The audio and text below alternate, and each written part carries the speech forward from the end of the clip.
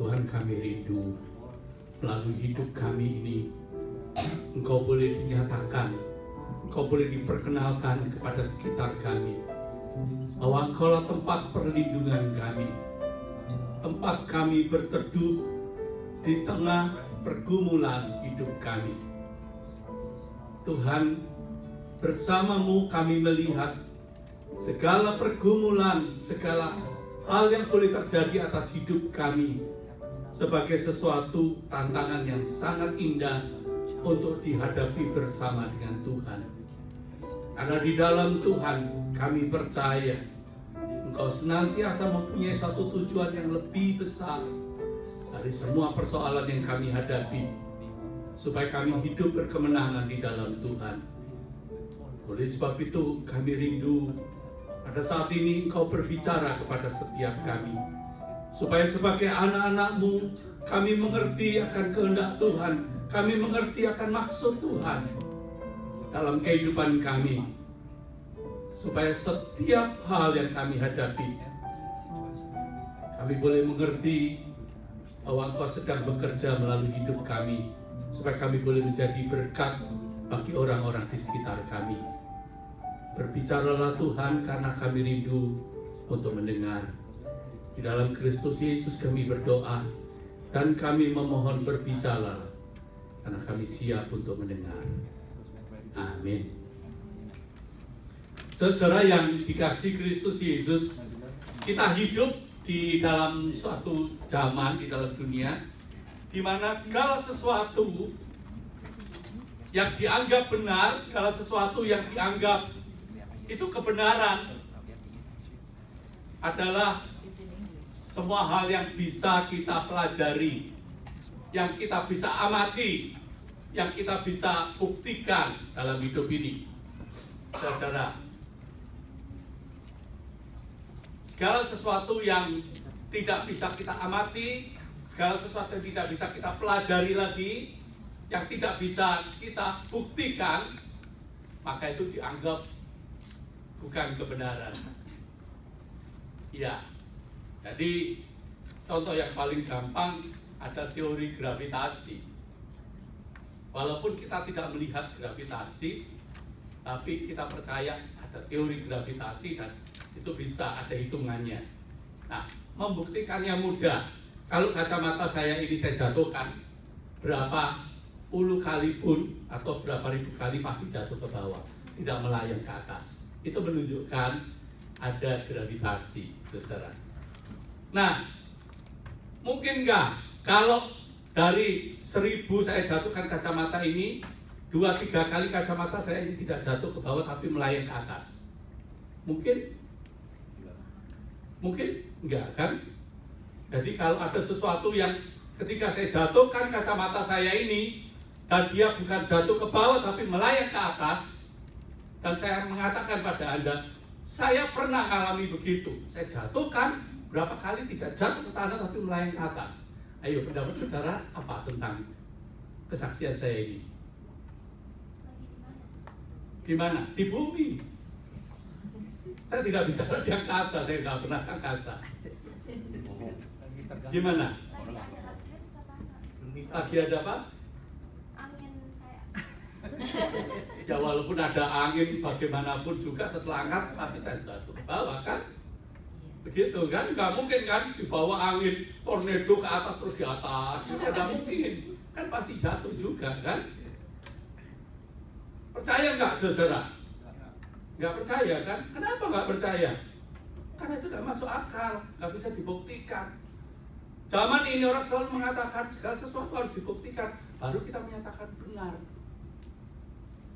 Saudara, ada seorang bapak gereja yang sebelumnya dia adalah orang sangat pintar dan dia tidak pernah percaya segala sesuatu yang dikatakan oleh Alkitab. Dia mengatakan itu cuma mitos, itu cuma bohong, itu cuma ya rekayasa tahayul orang yang masih percaya tahayul dan belum cerdas, katanya begitu. Ya, sehingga segala sesuatu dianggap ada mujizat. Ya, aku tidak pernah percaya adanya mujizat. Segala sesuatu harus bisa dibuktikan, baru bisa dikatakan benar. Sampai suatu hari orang itu jalan ke pantai, saudara. Ketika jalan-jalan ke pantai, dia mengamati anak-anak kecil bermain di pantai, main pasir-pasir. Ada yang buat patung-patung dari pasir, ada yang buat bangunan-bangunan dari pasir. Nanti sebentar lagi ombak datang menerjang bangunannya, habis semua, dia bangun lagi, dia gali lagi. Dan dia mengamati ada seorang anak yang menggali lubang. Lalu dia duduk di dekat anak kecil itu, dia tanya, "Nah, apa yang sedang kamu lakukan?" Katanya begitu. Lalu anak itu menoleh ke dia dan dia mengatakan, "Kamu orang besar, bodoh banget ya, kamu gak bisa lihat ya," katanya begitu. "Saya ini sedang menggali sumur untuk memasukkan semua air samudra ini dalam sumur saya." Ya. Dan orang dewasa yang bertanya kepada anak itu tadi, yang dikatakan, "Bodoh banget kamu, ya gak tahu kalau aku sedang menggali sumur untuk memasukkan seluruh samudra ini ke dalam sumurku itu." Saudara, yang bodoh siapa? Ayo. Orang dewasanya dikatakan bodoh atau anak kecil itu? Dari situ dia terbuka, bukankah seringkali aku seperti anak kecil itu? Ingin menggali segala sesuatu, menggali lubang lalu memasukkan seluruh samudra air laut ini ke dalam lubang itu. Iya, bisakah itu? Nonsense sebetulnya. Tapi kenapa saya yakin bisa? Karena saya anak kecil. Nah, bukankah seringkali kita juga merasa seperti itu pada Tuhan? Pokoknya semua dianggap kebenaran kalau itu bisa saya masukkan dalam otak saya yang segedenya barangkali cuma sekian.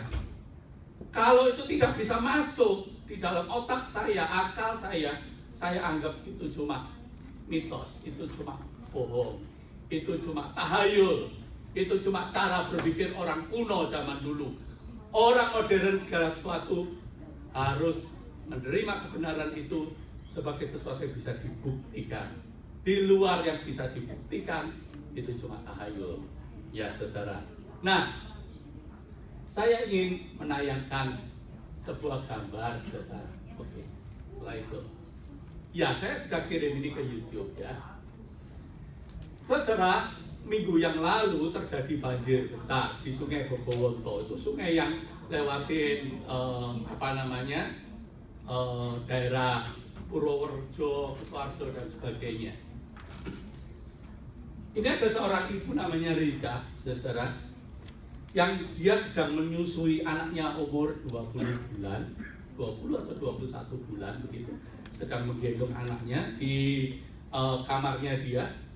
Kemudian kan hujan terus sepanjang hari, dan memang di daerah Purworejo ini sering terjadi bencana tanah longsor, sehingga ada tanah bukit yang longsor di belakang rumah dia.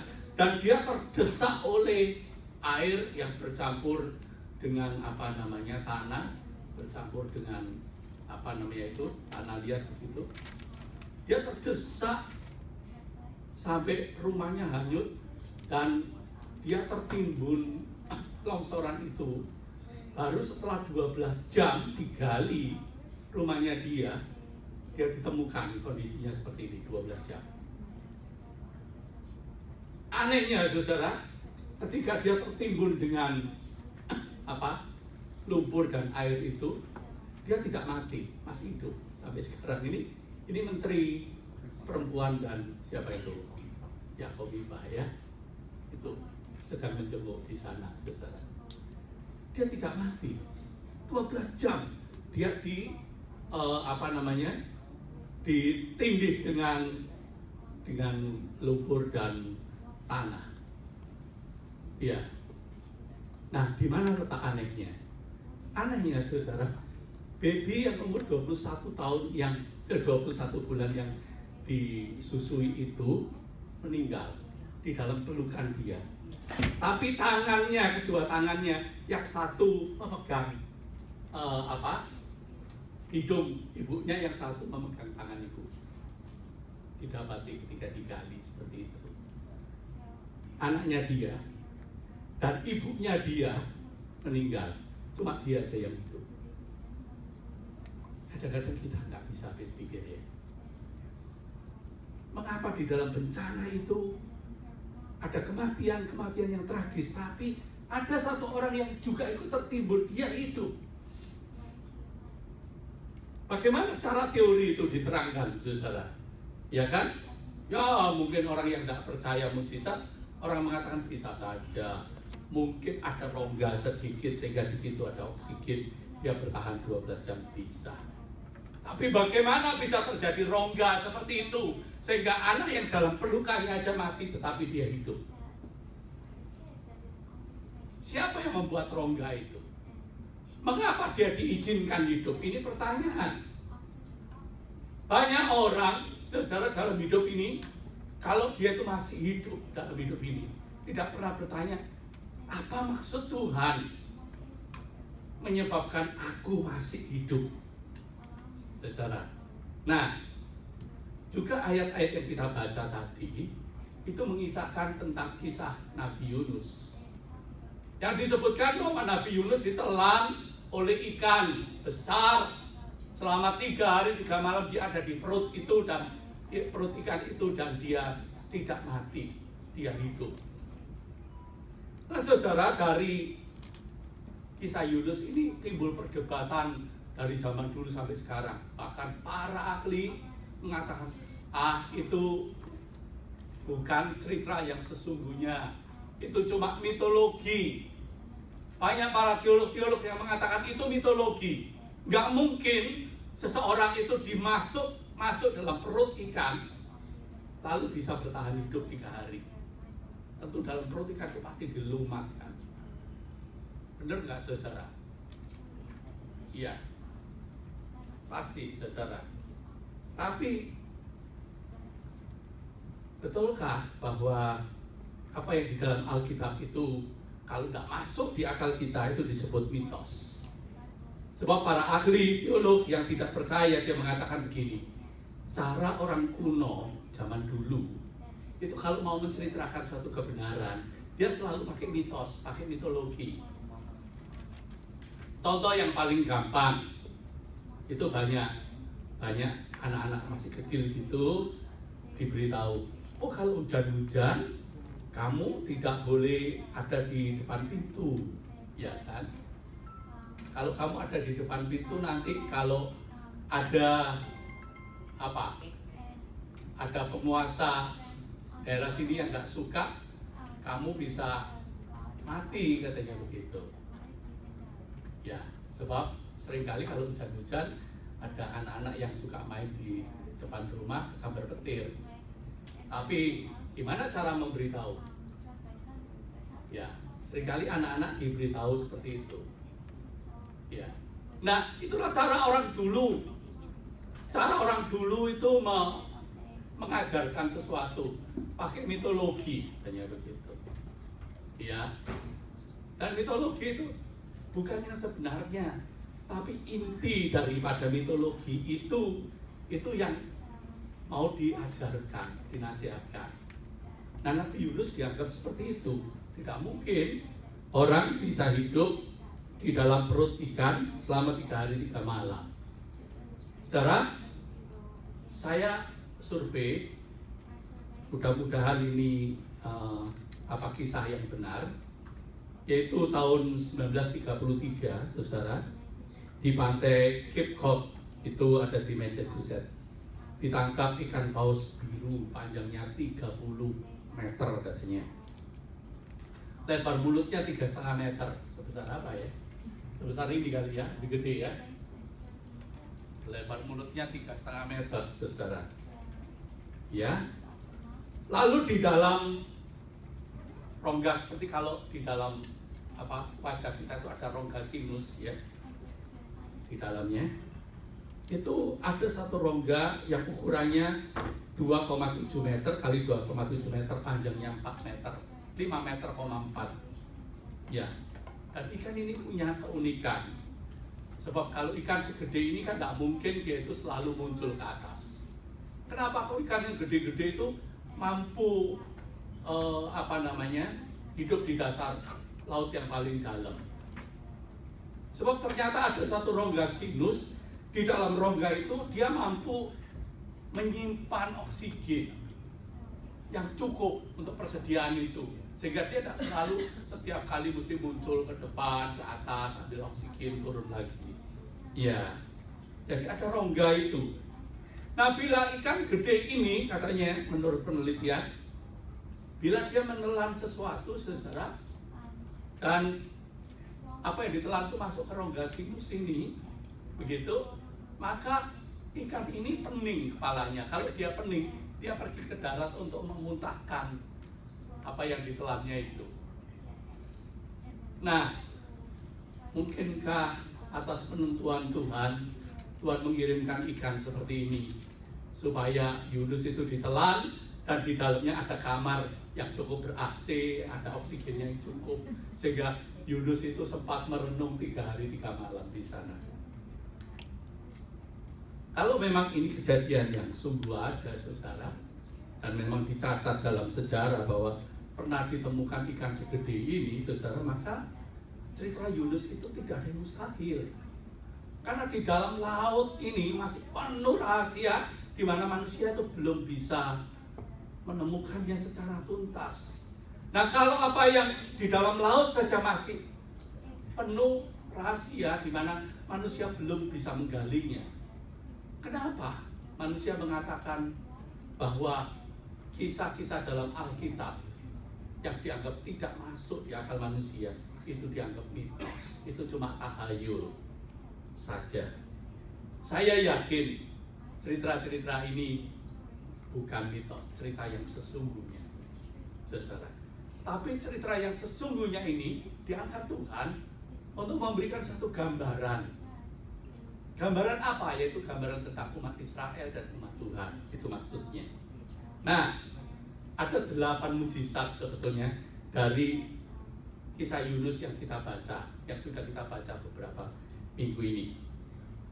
Yang pertama, saudara, mujizat yang pertama yaitu ketika angin ribut terjadi di laut itu, sehingga terjadi badai besar dan badai itu menerjang sehingga kapal itu hampir dikatakan hancur. Ini bukan badai dan angin ribut biasa. Ini disebutkan oleh Alkitab terjadi setelah Yunus melarikan diri masuk di dalam kapal itu. Itu yang pertama mujizatnya. Yang kedua, saudara, ketika semua di dalam isi kapal itu panik dan mereka mencoba mencari tahu, ini pasti ada yang membuat gara-gara sehingga kita ini mau binasa, diombang-ambingkan oleh laut seperti ini, badai laut seperti ini. Ayo kita buang undi. Siapa di antara kita ini yang berdosa sehingga penguasa alam semesta ini marah kepada kita? Nah, ketika dibuang undi, yang kena adalah Yunus. Apakah ini kebetulan? Kalau ini dianggap kebetulan, saudara, oke. Ada yang ketiga mujizatnya, yaitu ketika Yunus dicampakkan ke dalam laut yang sedang bergelora, dibuang ke dalam laut oleh awak kapal itu, saudara, maka laut pun menjadi tenang, tidak bergelora lagi. Mujizat yang ketiga ini, apakah ini kebetulan? Yang keempat, saudara, kalau itu disebut kebetulan, ada yang keempat, disebutkan atas penentuan Tuhan. Bukan hal yang biasa, atas penentuan Tuhan. Datanglah ikan besar menelan Yunus. Ini yang menyebabkan kenapa Yunus tidak mati, karena ada penentuan Tuhan. Sehingga ikan besar itu datang persis ketika Yunus dicemplungkan ke dalam laut. Kalau ikan besar itu datang lambat 5 menit saja, pasti Yunus mati. Sebab manusia itu tidak bisa bertahan hidup kalau dia tidak menyerap oksigen itu lebih dari 4 menit. Kalau Anda tidak percaya, omongan saya ini buktikan. Anggap saja begini. Jangan napas 4 menit. Ya. Mungkin 2 menit sudah mulai biru. 3 menit saudara mulai pingsan, 4 menit saudara pasti meninggal. Ya. Bagaimana mungkin ketika Yunus itu dilempar ke dalam laut, kemudian ada ikan besar yang menelan dia? Apakah itu kebetulan? Saudara, kalau itu disebut kebetulan, gimana mungkin selama 3 hari 3 malam Yunus ada di perut ikan dan tetap hidup? Mana mungkin? Enggak mungkin itu kalau itu bukan mujizat. Dan mujizat yang ke-6, saudara, saya melihat, yaitu Yunus adalah orang yang mengeraskan hatinya. Dia ada di dalam perut ikan. Karena dia yang minta, buang saja ke dalam laut. Dan di dalam perut ikan itu, Yunus sadar, Yunus berdoa. Yunus mengalami pertobatan dalam perut ikan. Apakah itu mujizat? Yang ke-7, saudara. Ikan itu membawa Yunus pergi ke pantai. Aneh sekali kan? Gitu. Kok bisa Yunus itu ditelan ikan yang kalau kepalanya pening, kebiasaannya itu pergi ke pantai? Ini kebetulan. Dan yang ke-8, Yunus dimuntahkan dalam kondisi hidup-hidup di pantai itu, saudara. Kenapa kok mesti dimuntahkannya ke pantai? Kok tidak dibuang aja ke dalam laut oleh ikan itu? Semuanya disebutkan atas penentuan Tuhan. Jadi ada 8 mujizat yang dicatat di dalam kitab Yunus yang saya temukan. Mungkin saudara bisa menemukan mujizat yang ke-9 atau ke-10 kalau saudara cermat, ya. Nah, saya ingin mengamati mujizat yang ke-6, saudara-saudara. Kenapa yang ke-6 ini saya sebut mujizat? Saudara, Yunus adalah orang yang dengan sadar memberontak di hadapan Tuhan. Dia tahu Tuhan menyuruh dia pergi ke Niniwe untuk memberitakan supaya orang Niniwe itu bertobat. Karena 40 hari lagi Tuhan akan menghancurkan Niniwe. Karena kejahatan kota Niniwe itu sudah sangat luar biasa. Sehingga Tuhan benar-benar sudah jijik, Tuhan sudah marah besar. Oleh sebab itu, Yunus diutus oleh Tuhan pergi ke Niniwe untuk memberitakan bahwa Tuhan akan menghukum Niniwe. Dan dia bukannya pergi ke Niniwe, tetapi dia pergi ke Tarsus. Kalau saudara perhatikan peta, itu antara Niniwe dan Tarsus itu bertolak belakang. Tuhan mengutus suruh ke sana, Yunus enggak, tapi pergi ke sana. Ya, Yunus memberontak. Dan dengan sadar dia memberontak. Sebab ketika ditanya oleh orang-orang yang ada di dalam kapal, ayo kamu ngomong, kamu ini siapa sih? Karena siapa sih kita ini ditimpa bencana seperti ini? Yunus mengatakan dengan sadar, aku ini adalah orang Ibrani, hamba Tuhan yang hidup, pencipta langit dan bumi ini. Dan dia mengatakan bahwa aku sengaja memang memberontak, aku sengaja memang tidak mau menurut kehendak Tuhan. Dia mengatakan begitu, saudara. Lalu ketika orang-orang dalam kapal itu menanyakan, apa yang harus aku perbuat kepada kamu supaya kita semua ini jangan mati gara-gara kamu? Lalu apa yang dikatakan Yunus? Yunus mengatakan, buang saja aku ke dalam laut. Pasti laut ini berhenti bergelora. Sebab karena aku semuanya ini ditimpa bencana seperti ini. Mestinya Yunus, saudara, ketika dia sadar bahwa bencana ini karena dia yang jadi gara-gara menyebabkan seisi kapal itu menderita. Mestinya Yunus datang pada Tuhan, berlutut pada Tuhan, dan dia mengatakan, Tuhan ampuni, gara-gara aku gak taat kepadamu, maka satu kapal ini, mungkin bukan cuma satu kapal ini saja, barangkali di situ ada banyak kapal-kapal yang lain mengalami penderitaan luar biasa karena pemberontakanku, karena kemurtaanku. Kan mestinya begitu, yang normal. Tapi Yunus tidak, saudara. Orang yang sudah mengeraskan hatinya dengan sadar memberontak kepada Tuhan, dia akan menjadi makin lama makin keras sekalipun Tuhan menunjukkan kuasanya. Kitab Yunus memberi peringatan itu. Dan orang yang memberontak kepada Tuhan itu bukan orang lain, bukan orang yang disebut kafir, justru orang yang memikul gelar nabi Tuhan. Nabi, ya, hamba Tuhan. Nabi itu adalah penyambung lidah Tuhan untuk menyatakan kebenaran. Bila mana orang itu tahu kebenaran, tetapi dia dengan sengaja mengingkari kebenaran itu, dia lari dari Tuhan. Sesuatu yang sangat indah kalau Tuhan masih memperingatkan, Tuhan masih menghukum, Tuhan masih jewel. Sebab hukuman yang terbesar, dosen saya dulu ada dosen yang sangat bijaksana. Dia mengatakan, kamu tahu nggak, kepada murid-muridnya, dia mengatakan, hukuman yang terbesar yang Tuhan berikan itu adalah dibiarkan, katanya begitu. Oh, saya baru ngerti, iya Pak. Kadang-kadang kita seneng kan berbuat dosa apapun. Oh, Tuhan itu baik, gak pernah ngukum aku. Aku buat dosa dan produksi dosa terus tiap hari. Tuhan selalu baik, Tuhan selalu ngerti aku, Tuhan selalu menolong aku. Oh, hati-hati saudara. Bila mana Tuhan sudah memberi hukuman kepada orang yang memberontak, dia dengan hukuman yang paling terbesar, yaitu dibiarkan. Wah, itu bahaya sekali. Sebab dia akan jatuh pada hukuman yang terakhir, yang paling berat, di mana tidak ada lagi titik balik. Nah, Yunus, saudara, dia terus memberontak dan dia terus memberontak. Sampai akhirnya dia gak mau bertobat walaupun sudah mendapatkan hukuman dengan demikian dahsyat. Malah dia mengatakan, cemplungkan aja ke dalam laut.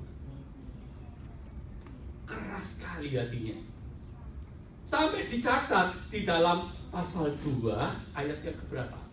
Pasal 1 ayat yang ke-10 atau ayat yang ke sampai ayat yang keberapa saya lupa. Pasal 1 yang terakhir ayat yang ke saya baca dulu. Ayat yang ke-17. Maka atas penentuan Tuhan datanglah seekor ikan besar yang menelan Yunus, dan Yunus tinggal di dalam perut ikan itu 3 hari 3 malam lamanya. Selama 3 hari 3 malam lamanya, apa yang dilakukan Yunus? Ada yang tahu? Doa? Tidak. Keliru. Yang dilakukan Yunus, dia tetap keras. Sebab setelah ayat yang ke-17 baru pasal 2 ayat 1.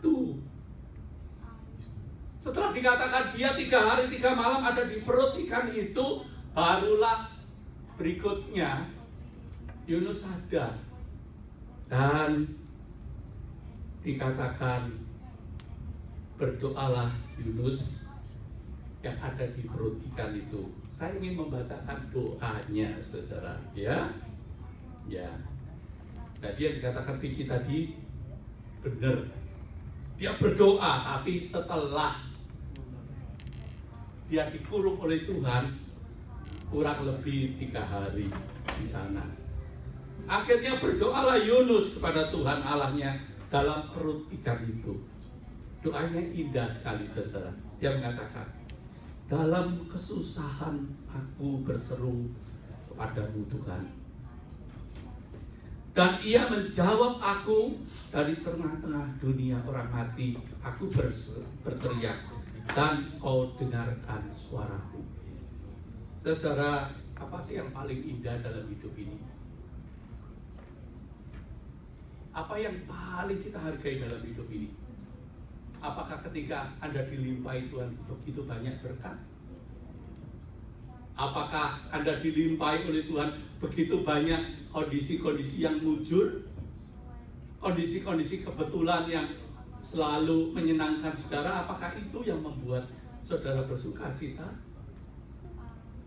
Saudara, Yunus ingin mengajarkan bahwa di tengah-tengah kemalangan dia, di tengah-tengah kegelapan dia yang paling dalam, di situ dia ingat Tuhan kembali.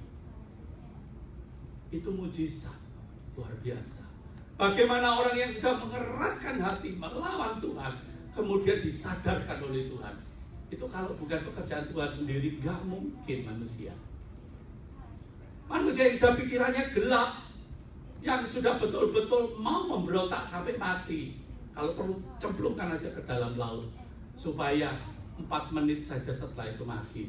Ternyata oleh Tuhan digantung selama 3 hari, gak mati dalam kegelapan. Dan disitulah Yunus tersadarkan diri. Dan di tengah-tengah kesadaran diri itu, Yunus mengatakan, dalam kesusahanku aku berseru kepada Tuhan.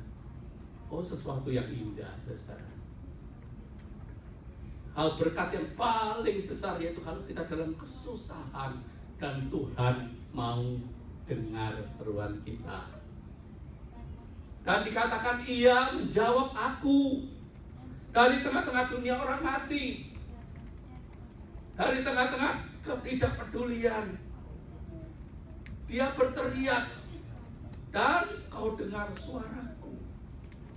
Yunus ingin mengatakan, sekalipun kita ada dalam dunia orang mati, konsep orang zaman dulu dunia orang mati itu adalah dunia kegelapan, dunia di mana orang tidak mungkin berbalik, dunia di mana di sana hanya ada penguasa kejahatan, tidak ada penguasa yang lain.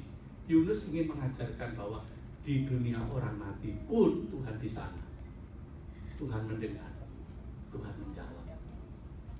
Artinya bahwa di dunia ini, termasuk dunia orang mati, tidak ada satu tempat pun yang tidak terlepas dari jangkauan Tuhan.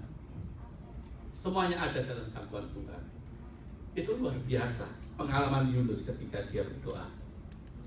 Dia mengatakan begini, telah kau lemparkan aku ke tempat yang dalam. Ya.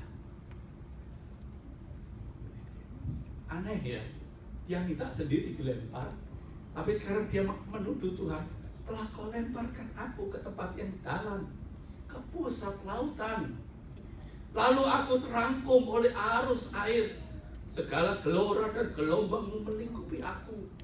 Wah, dia sadar betul bahwa gelora dan gelombang yang besar ini adalah gelora dan gelombang Tuhan sendiri, suruhan Tuhan sendiri yang melingkupi aku. Dan aku berkata, telah terusir aku dari hadapan matamu.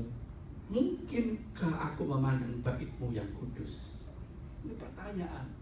Kalau aku sudah memberontak demikian, aku sudah terusir dari hadapan Tuhan karena pemberontakanku, mungkinkah aku memandang bait-Mu yang kudus? Saudara, bukankah seringkali kalau kita sungguh-sungguh ada dalam suatu kesadaran bahwa hidup kita itu begitu dosanya, begitu jahatnya, begitu kotornya, sampai kita sendiri menyadari, mungkin enggak ya Tuhan mau terima aku, mungkin enggak ya Tuhan masih mengasihi aku, mungkin enggak ya Tuhan masih mempedulikan aku. Saudara, jawabannya adalah mungkin. Segala air telah mengepung aku, mengancam nyawaku. Samudra raya merangkum aku, lumut lautan membelit kepalaku. Ini Yunus ini, walaupun pengalamannya real, tetapi saudara, dituliskan detail seperti ini doanya, itu ingin menunjukkan abstraksi bahwa orang yang sudah memberontak kepada Tuhan dan dia makin dililit oleh masalah, seperti digambarkan di dalam kepalanya atau otaknya itu seperti dililit oleh rumput laut, seperti itu ya, seperti pikirannya itu gelap, tidak ada jalan keluar, penuh dikuasai oleh masalah. Jadi gambarannya begitu puitis sebetulnya, saudara. Kadang-kadang Anda pernah tidak mengalami seperti itu? Kalau ada dalam pergumulan yang berat, rasanya hidup ini, aduh, mau kemana sih hidup ini? Untuk apa sih aku hidup ini? Sudahlah, lebih baik mati. Nah, orang yang berpikir seperti itu karena hidupku ini sudah gagal, hidupku ini sudah tidak berguna. Maka kalau digambarkan, kalau ada seorang pelukis begitu menggambarkan, gambarannya itu seperti lumut lautan membelit kepalaku, seperti itu. Iya. Di dasar gunung-gunung aku tenggelam ke dasar bumi. Pintu terpalang di belakangku untuk selama-lamanya. Jadi digambarkan oleh Yunus. Ini konsep orang zaman dulu. Dunia itu flat seperti ini, saudara. Lalu di sini ini samudera raya begitu yang tidak terbatas. Orang harus hati-hati jalan-jalan, jangan sampai terlalu ke tepi. Kalau terlalu ke tepi dia masuk ke ke samudera raya. Kalau dia sudah masuk ke samudera raya dia tidak bisa balik lagi. Karena samudera raya itu akan membawa orang itu tenggelam masuk di dalamnya. Jadi seperti bumi ini ngapung begini, seluruhnya ini laut begitu. Ini ditutupi dengan cakrawala, begitu zaman dulu konsepnya. Jadi kalau orang sudah masuk kecemplung ke dalam laut itu, wah dia di sini, di bawah ini, di mana ini? Ya, sehingga dia mengatakan begini dalam pemahaman Yunus ya. Dia mengatakan di dasar gunung-gunung aku tenggelam, ke dasar bumi, pintunya terpalang di belakangku untuk selama-lamanya. Seperti dia sudah kecemplung begitu, masuk ke satu tempat yang dimana pintunya sudah dipalang, nggak mungkin dia bisa balik lagi. Ya, ketika itulah Engkau menaikkan nyawaku dari dalam liang kubur, ya Tuhan Allahku. Itu yang dialami. Engkau menaikkan nyawaku dari lubang kubur, ya Tuhan Allahku. Ketika jiwaku letih lesu di dalam aku, teringatlah aku kepada Tuhan, dan sampailah doaku kepadamu ke dalam bait-Mu yang kudus. Tapi Yunus ingin memberikan suatu berita bahwa kondisi apapun, saudara sedang terpuruk berat apapun, Tuhan tetap dengar, Tuhan tetap tahu, Tuhan tetap peduli, Tuhan tetap mau mengerti. Masalahnya seringkali kita yang tidak peka akan pimpinan Tuhan, dan kita terlalu dikuasai masalah kita seperti orang yang dibelit oleh rumput laut tadi, saudara. Dan dikatakan mereka yang berpegang teguh pada berhala kesia-siaan, mereka yang meninggalkan Dia yang mengasihi mereka dengan setia. Yunus sadar bahwa mengapa aku seperti ini? Karena sebagai hamba Tuhan, sebagai nabi Tuhan, aku termasuk orang yang berpegang teguh pada berhala kesia-siaan. Dialah yang meninggalkan Tuhan. Aneh sekali. Bagaimana seorang nabi yang disebut nabi itu bisa menyembah berhala kesia-siaan dan sedang meninggalkan Tuhan? Menurut saudara bagaimana? Bisa nggak? Bisa nggak, saudara? Seorang nabi itu mengingkari Tuhan dan murtad ketika dia sedang menjadi seorang nabi dan menyembah kepada berhala kesia-siaan. Menurut saudara bisa nggak? Bisa. Bisa kasih contoh nggak? Caranya gimana? Bisa? Saya seorang pendeta.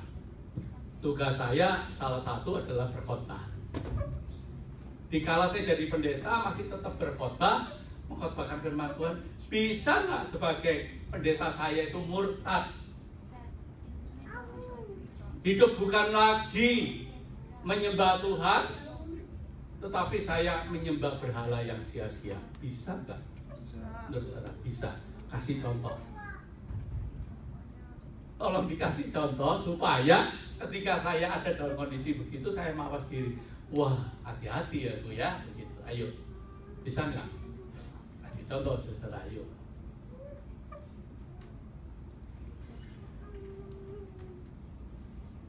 Ada yang bisa kasih contoh? Ayo. Mungkin Anda sungkan, nggak apa-apa. Pendeta juga bisa dosa. Pendeta juga bisa murtad.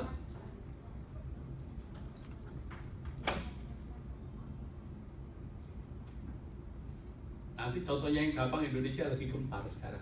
Ada yang tahu? Apa? Ada yang tahu, saudara? Tidak tahu. Oh, PGI, Persatuan Gereja-Gereja Indonesia, mengatakan bahwa sekarang Bendera pelangi itu nggak dosa. Oh, lagi gempar sekarang. Transgender, homoseks, lesbian, itu dicintai Tuhan, nggak dosa, itu normal. Wah, kalau aku pendeta di sini berdiri dan mengatakan begitu, aku sedang tersesat nggak, saudara? Orang menganggap sedang tersesat kalau begitu. Enggak, kalaupun saya mengatakan itu dosa, itu nggak benar, melanggar firman Tuhan, saya bisa tetap tersesat. Saya bisa tetap tersesat. Saya kasih contoh, saudara. Contohnya Yunus. Mengapa sih Yunus kok mengeraskan diri melawan kehendak Tuhan? Disuruh ke Niniwe, malah dia pergi ke Tarsis. Sebab Niniwe itu ibu kotanya Asyur. Asyur itu adalah negara besar saat itu yang sedang menguasai daerah-daerah sekitarnya, kerajaan-kerajaan kecil, termasuk yang suka menekan Israel. Makin lama tekanannya makin lama makin besar. Sehingga Yunus sebagai seorang patriot nasionalis yang hebat, dia membenci Asyur itu. Dia ingin kalau bisa Tuhan binasakan aja bangsa seperti itu, supaya tidak menekan. Apalagi kejahatannya itu sudah numpuk-numpuk sampai ke langit. Tuhan hukum saja bangsa itu, sudah lenyapkan saja di muka bumi. Walaupun Yunus sadar bahwa Allah yang dia sembah adalah Allah pencipta langit dan bumi, Allah yang memiliki Asyur juga, Allah yang selama ini menolong dan memelihara Asyur, sehingga Asyur tetap ada itu karena tangan kasih Allah juga. Tapi Yunus menganggap Asyur itu karena jahat, karena memusim bangsaku, lebih baik Asyur itu dibinasakan. Itu yang menjadi alasan utama kenapa Yunus tidak mau pergi ke Niniwe. Dia mau pergi ke tempat lain, supaya setelah 40 hari tidak mau tobat sama Tuhan, dilenyapkan. Dia tidak lagi menjadi bangsa yang selalu menekan bangsanya. Jadi apa yang disembah oleh Yunus sebagai nabi? Betulkah dia nabi Tuhan? Tidak. Dia melayani untuk kepentingan bangsanya. Dia melayani untuk kepentingan dirinya. Dia cinta bangsanya, ya. Tetapi dia kehilangan hati Tuhan, saudara. Hati-hatilah, saudara. OICC membutuhkan orang-orang yang loyal, orang-orang yang mau berjuang bersama-sama untuk melayani Tuhan. Tetapi yang dilayani adalah Tuhan, bukan ICC. Bila mana kita memberhalakan organisasi, memberhalakan merek gereja, menganggap bahwa gerejaku lebih unggul dari yang lain, kalau perlu gereja-gereja di Indonesia ini yang ada di Atlanta ini dilenyapkan di seluruh muka bumi, yang ada cuma ICC saja. Oh, kita senang kali supaya semua kebaktian di ICC penuh ini, daripada kursinya kosong-kosong. Tadi itu, ini tadi setupnya susah loh, setengah jam. Kok kosong begini? Nah, kita layani siapa sebetulnya? Nah, itulah Yunus. Yunus itu bukan melayani Tuhan, tapi melayani pelayanan Tuhan. Saudara bisa tahu. Yang dipertuhan adalah pelayanan, bukan Tuhan. Yang dipertuhan adalah Israel, bukan Allah Israel. Itu yang diberhalakan. Dan Yunus sadar itu. Sehingga dia mengatakan, tetapi mereka yang berpegang teguh pada berhala kesia-siaan, mereka yang meninggalkan dia, yang mengasihi mereka dengan setia. Siapa yang dibicarakan Yunus ini? Dirinya sendiri, saudara. Dirinya yang selalu dicintai Tuhan, yang dikejar Tuhan kemanapun dia lari. Mengapa? Karena dia berpegang teguh pada berhala kesia-siaan. Oh, berhala kesia-siaan bisa gereja di mana saudara menganggap itu yang paling hebat, paling unggul, tidak ada yang lain. Atau berhala kesia-siaan itu bisa pekerjaanmu. Atau apa saja yang menyebabkan kalau benturan prioritas Anda memilih itu dan bukan Tuhan, itu berhala kesia-siaan. saudara. Tidak ada seorang pun yang bisa menghakimi, oh kamu punya berhala ini atau itu, enggak. Tapi Yunus ingin mengajak kita melihat diri kita sendiri. Bila mana Tuhan berbisik pada kita, Tuhan berfirman kepada kita supaya kita melakukan sesuatu, tapi kita mengatakan no, tidak. Iya, ketaatan kepada Tuhan itu dikalahkan oleh sesuatu tentang diri sendiri. Tentang diri sendiri itu bisa menjadi berhala kesia-siaan. Kita mesti hati-hati. Iya.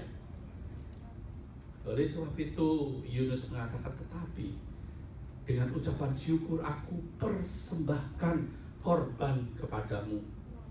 Apa yang kunasarkan akan kubayar. Keselamatan adalah dari Tuhan. Ini khas sekali. Khas Alkitab Perjanjian Lama dan Baru.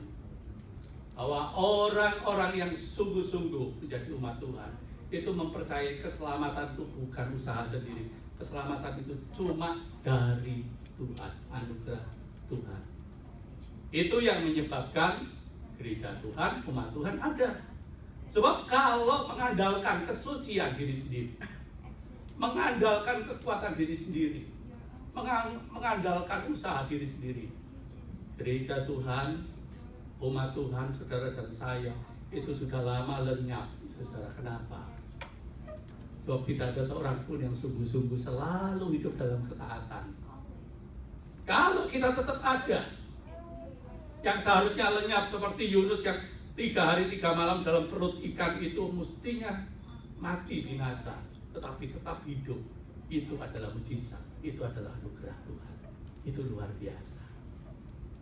Dan kisah Yunus sebetulnya saya katakan adalah prototipe, gambaran kecil dari kisah yang lebih besar, yaitu kisah tentang umat Israel, kisah tentang gereja Tuhan, kisah tentang kita sebagai umat Tuhan yang sering kali seperti Yunus punya panggilan itu begitu luar biasanya. Tuhan selalu menyertai hidupnya sekalipun dia seringkali tidak setia. Apa yang menyebabkan kita, gereja Tuhan, tetap hidup sampai sekarang? Itu hanya karena satu, yaitu anugerah Tuhan, keselamatan dari Tuhan. Sehingga slogan reformasi yang terkenal itu dibangun di atas 3 asas yang terkenal. Yang pertama disebut sola fide, hanya karena iman, bukan karena yang lain, bukan karena perbuatan. Sola fide, karena iman. Mengapa seseorang itu karena iman diselamatkan? Karena sola gratia, karena hanya anugerah, bukan yang lain, karena anugerah Tuhan. Tidak ada seorang pun yang boleh membanggakan aku hebat. Tidak. Kita hidup karena kemurahan Tuhan. Dari mana saya tahu bahwa hidup kita sampai saat ini bisa tetap seperti ini, bisa survive seperti ini? Bahwa kita memiliki iman, dan iman kita itu adalah iman yang benar, bisa dipertanggungjawabkan. Bagaimana aku tahu bahwa aku yang berdosa ini selalu dikasihi Tuhan? Sola yang terakhir disebut sola scriptura, yaitu dasarnya dari Alkitab. Bila saudara bingung, bila ada pendapat-pendapat yang membingungkan, sampai termasuk dia tokoh gereja sekalipun yang paling hebat mengatakan, oh itu tidak dosa, apa yang menjadi pengukurnya? Pengukurnya bukan karena, oh dia itu pendetaku yang hebat, dia itu lulusan doktor, wah yang hebat. Wah, no, back to the Bible. Sola scriptura. Alkitab mengajarkan pada kita. Dan yang menyebabkan Yunus bertobat adalah karena dia teringat kembali kepada Tuhan. Dia balik kembali kepada Tuhan. Itu luar biasa, saudara. Itu mujizat yang luar biasa. Dan biarlah kita mengalami terus setiap hari, saudara. Mari kita mengambil saat teduh sejenak.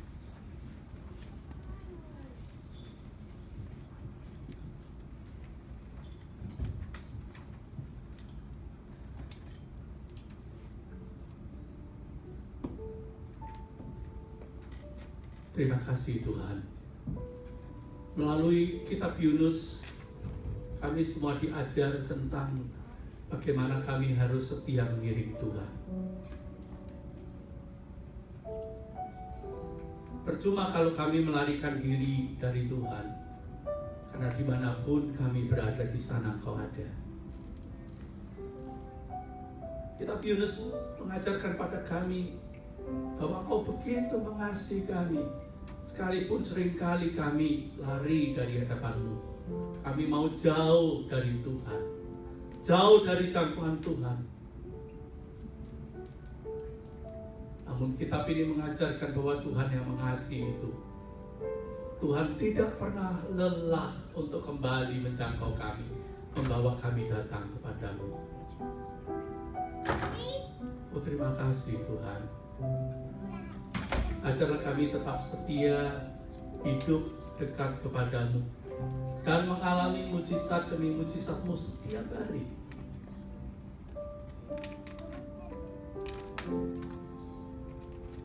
Tuhan, pada siang hari ini di tengah kami hadir keluarga Kristio, Aji maupun Penny Untung yang akan menyerahkan putrinya Clarissa.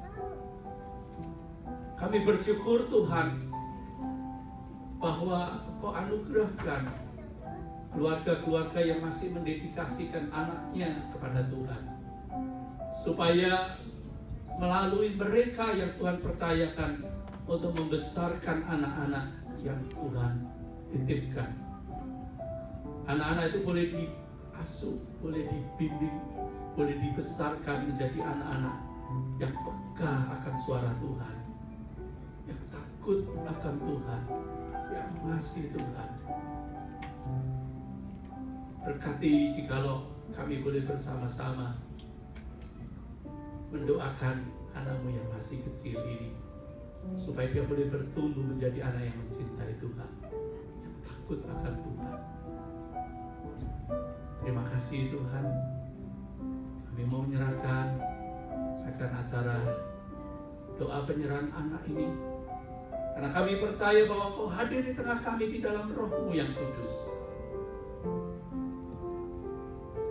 di dalam Kristus Yesus. Engkau mendengar akan kerinduan kedua anakmu ini untuk menyerahkan baby. Terima kasih Tuhan Yesus. Hadirlah dan terimalah anakmu ini. Amin. Ya, saya undang Kristio Aji dan Penny Untung ya. Saya bulan lalu di telepon mereka. Mereka rindu menyerahkan babynya ya. Iya. Sangat cantik saudara. Iya. Matanya begitu kecil ya. Saya nggak tahu dia menutup mata atau membuka mata. Tapi katanya mata sipit itu malah justru yang sangat tajam penglihatannya, betul kan? Ya, saudara ya. Oke. Clarissa, Mary Untung, oke, betul-betul Untung ya, Clarissa ya. Oke, sebelum kita berkati saudara, saya ingin bertanya kepada orang tuanya ya. Saya tidak menyiapkan mereka, tapi saya ingin tanya spontan saja supaya dia depan jemaatnya ini. Ya, kenapa sih Anda menyerahkan anak Anda untuk didoakan, diserahkan kepada Tuhan? Mungkin bisa kasih sedikit saja testimoni. Mungkin bapaknya kali ya. Bingung kan dia ya. Halo, salam semuanya. Kalau menurut saya ada kewajiban untuk menyerahkan karena saya dipermandikan. Karena mulai generation, mulai papa mama itu udah ada kulturnya begitu. Jadi saya sebagai anak, sekarang saya sebagai papa ngikutin kulturnya. Jadi anak ini saya feeling kalau saya serahkan ke Tuhan, saya ada perasaan lebih tenang. Maksudnya aku percaya pasti dibimbing Tuhan, walaupun kesusahan nanti tidak ada orang tua yang mendampingi, tapi aku percaya anak ini didampingin Tuhan atau didampingin yang di atas dalam susah atau dukanya. Nanti kalau itu menurut saya. Ya, Soalnya saya merasa saya nggak akan tinggal sama anak saya sampai saya mati, sampai saya tua. Mungkin saya udah pas, anak saya tetap di atas yang ada bapaknya, mamanya yang di atas yang menjaganya. Kalau saya pas, itu yang saya pikir. oke. Ya, nggak tahu ini suami istri kompak apa enggak ya. Tapi yang jelas mereka tidak boleh idem kan. Gitu. Jadi saya minta istrinya ya. Aku karena mau menyerahkan dia ke Tuhan dari awal, biar Tuhan yang jaga kesehatannya, Tuhan yang pimpin hidupnya. Jadi ya sebenarnya sama kayak Chris, aku mau kewajiban aku untuk menyerahkannya dari bayi hingga ntar gede dia bisa bagaimana. Tapi dari awal aku selalu kepada Tuhan. Tapi kamu nggak menjadikan Tuhan itu jadi babysitter kan? Enggak. Ya, oke. Chris dan Penny, ya sebagai hamba Tuhan saya ingin menanyakan apakah kamu berdua sebagai papa dan mama dari Clarissa, kamu menyadari bahwa selaku manusia semuanya termasuk Clarissa dikandung dan dilahirkan dalam dosa, dan hanya karena anugerah Allah di dalam Kristus Yesus saja kita itu boleh diselamatkan. Itu saya tanya. Ya. Oke, kita percaya ya. Anak itu bukan lahir seperti kertas putih begini kan? Ya, tapi lahir sudah dan dikandung di dalam dosa, ya toh? Gitu, ya. Dan hanya karena Kristus Yesus. Yang kedua, apakah kamu sebagai orang tua kamu yakin bahwa Alkitab itu adalah sumber otoritas yang tertinggi untuk membimbing anak-anak kita takut akan Tuhan? Begitu. Dia sumber otoritas, sumber ajaran. Ya, oke. Alkitab itu berisi firman Tuhan atau Alkitab itu adalah firman Tuhan? Adalah firman Tuhan. Bukan berisi firman Tuhan. Berisi firman. Berisi firman Tuhan atau adalah firman Tuhan? Ya? Sama. Mungkin Ya, sama. Kalau Alkitab itu berisi firman Tuhan, di dalamnya ada yang lain yang bukan firman Tuhan, kata-kata iblis, kata-kata orang jahat. Itu Alkitab berisi firman Tuhan, tidak semuanya firman Tuhan. Atau Alkitab itu adalah firman Tuhan, artinya seluruhnya itu firman Tuhan, termasuk kata-kata firman, termasuk kata-kata iblis itu Adalah firman. adalah firman Tuhan. Dari mana tahu? Karena semuanya firman Tuhan. Karena semua firman Tuhan. Kalau iblis itu menggoda Oh iya. Tuhan Yesus, kamu ubah roti itu jadi, kamu ubah apa batu itu jadi roti. Itu firman Tuhan bukan? Bukan. Berarti berisi. Ada yang firman Tuhan, ada yang bukan gitu ya. Jadi kita yang mesti menseleksi. Oh ini firman Tuhan, yang ini bukan begitu. Oh ini ujian kateksasi loh, seperti ini ya. Kalau udah lolos saya nggak mau tuh. Lagi beli-beli pusing. Ya. Makanya harus sering ke ACC. Aku udah absen banyak ini. Gitu ya. Alkitab itu adalah firman Tuhan. Sekalipun di dalamnya ada kata-kata iblis dan sebagainya. Dari mana si penulis itu tahu bahwa iblis ngomong gitu, iblis ngomong itu, kalau dia tidak diinspirasikan dari Tuhan? Bisa? Sehingga seluruhnya ya. Dan karena dia adalah firman Tuhan, dia layak dipercaya untuk membangun keluargamu dan membimbing anak-anakmu. Sebab firman Tuhan mengatakan apa yang ditabur firman Tuhan itu tidak akan kembali dengan sia-sia. Dan bila kita membangun keluarga kita, rumah tangga kita, anak-anak kita di atas dasar firman Tuhan, itu digambarkan seperti orang membangun rumah di atas dasar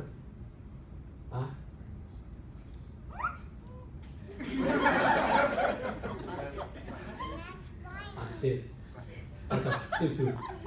Orang yang bangun rumahnya di atas dasar firman Tuhan itu membangun rumah di atas dasar pasir. Fondasinya pasir. Nggak bisa dibilang balik. Cocok gitu ya. Bisa ya, luar biasa ya. Di atas batu yang teguh itu, sehingga kamu memang nggak bisa menjaga anakmu 24 jam. Apalagi kalau anakmu cantik-cantik begini, wah bahaya. Gitu. Kamu tidak mungkin sebagai orang tua bisa menjaga 24 jam. Kalau kamu serahkan, kamu beri fondasi kebenaran dengan Tuhan, suatu hari kamu bisa melepas dengan mengatakan ini milikmu Tuhan, yang sudah dibangun di atas dasar firman ya. Yuk saudara-saudara, kita doakan bersama mereka ini ya. Mari saya, ayo kita doa bersama. Bapa di sorga, saat ini Engkau hadir di tengah kami di dalam Roh-Mu yang kudus. Engkau melihat hati dan kerinduan Kristio Aji maupun Penny untuk boleh menyerahkan Clarissa Maria untuk di dalam tangan kasih-Mu. Mereka mengakui anak-Mu yang masih kecil ini adalah milik-Mu sendiri, yang dititipkan dan dipercayakan untuk diasuh dan dibesarkan, supaya sungguh-sungguh dia boleh menjadi anak Tuhan, yang sejak kecil dia dipenuhi dengan Roh-Mu yang kudus, menjadi anak yang takut akan Tuhan, yang boleh mencintai Tuhan segenap hatinya, segenap pikirannya, segenap akal budi dan perasaannya, dan yang akan mencintai sesamanya seperti dia mencintai dirinya sendiri. Oh Tuhan, terima kasih atas kerinduan kedua orang tua ini. Pimpinan sertai anak-Mu Clarissa Maria untuk agar seluruh hidupnya boleh memuliakan Engkau. Dan biarlah segala talenta yang Kau berikan, beri bimbingan kepada Kristio maupun Penny untuk boleh mengembangkannya, supaya anak-Mu ini Tuhan sungguh-sungguh boleh bersyukur bahwa mereka dihadirkan di tengah-tengah keluarga ini, keluarga yang sungguh mencintai Tuhan dan takut akan Tuhan, supaya seumur hidupnya Clarissa menjadi anak yang diberkati Tuhan, yang dituntun dan disertai Tuhan di dalam Kristus Yesus. Kami berdoa dan kami memohon berkat-Mu turun di dalam nama Bapa, Putra, dan Roh Kudus, sekarang ini sampai selama-lamanya.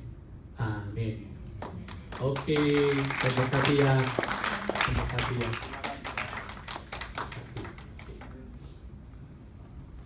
Ya, saya serahkan pada ini untuk melanjutkan.